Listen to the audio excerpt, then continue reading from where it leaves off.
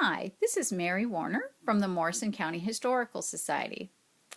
Today I want to show you a couple of easy to find tools to help you preserve documents and photographs within your home. Now I actually am at my home instead of at the Weyerhaeuser Museum today in order to test our recording capabilities with different Wi-Fi, all kinds of technical issues with trying to figure out recording. And so we have to try some different things to get it to work. So let's get started. This past year I wrote a book, a little booklet that we sell at the museum called Sorting for History, Leaving a Legacy Through Your Possessions. Now when it comes to museum collections, oftentimes we get collections that spent their time in people's homes. And you can see I have some bins here. They are filled with photographs and documents from my family. Here we have a little tin of letters that my grandpa wrote to me.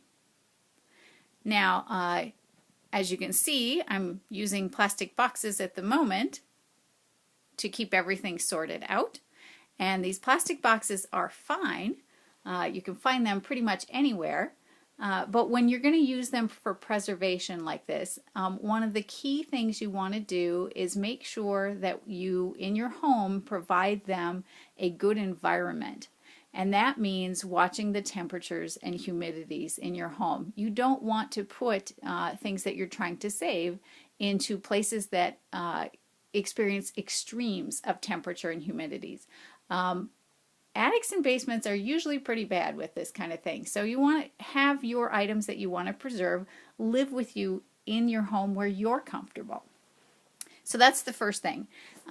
Also, when you're using bins like this, you want to make sure you find typically the clear ones, but you're also going to want to keep them in places where they don't see a lot of sunlight.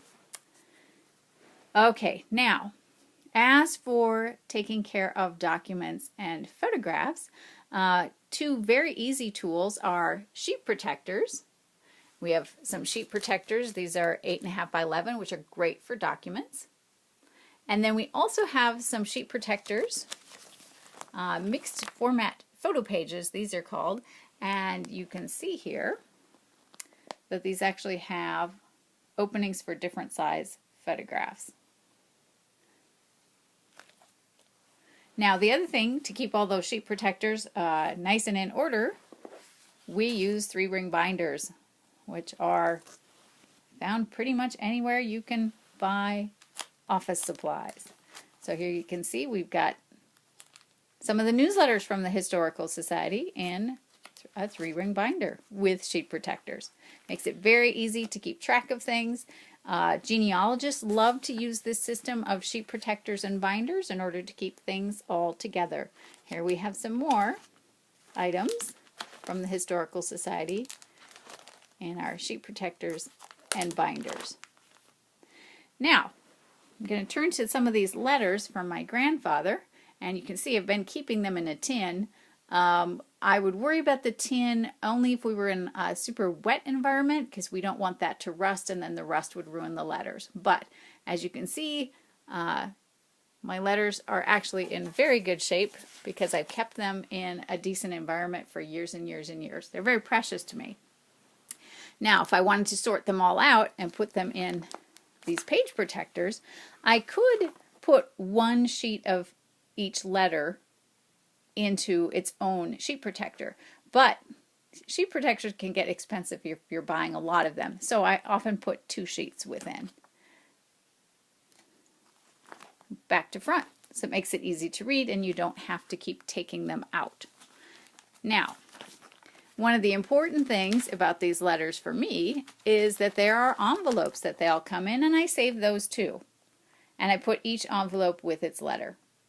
And because there's a postmark on it, that helps me to date the letter in case my grandpa didn't do that. But let me just take a peek and see if he did. And he did. It's one of the great things about letters is if you can find a date, it helps give you some context for that letter. So that's it for now. Just a very quick, simple tip for you for helping to preserve your photos and documents.